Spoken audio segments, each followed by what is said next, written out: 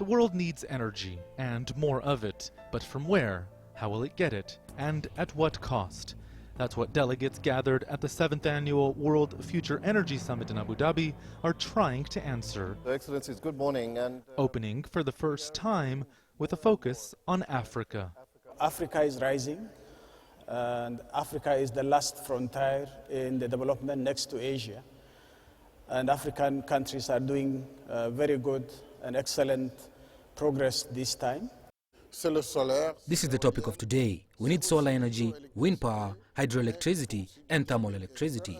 We need an overall energy mix in order to reduce our dependency on one single source of energy, which could have a very negative impact on development in general. The issues that are isolated in Africa, like what we now sadly is happening in South Sudan and the CAR, should not be used to define what is Africa.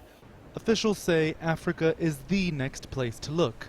A continent with 800 million people, a population of eager youth, and an abundance of mineral and natural resources. But some say the investment simply hasn't come fast enough.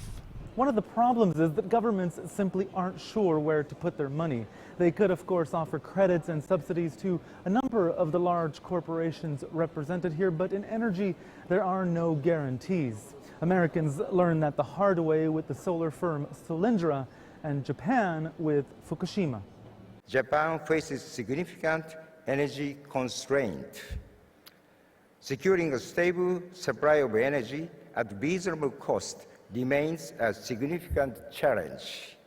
We nevertheless continue to invest in all of the sources of energy, including fossil fuels and renewables and nuclear power and, of course, efficiency as part of our approach. Diversification, they say, is the key and the only real guarantee of securing the future's growing energy needs. Royee, Ruttenberg, CCTV in Abu Dhabi.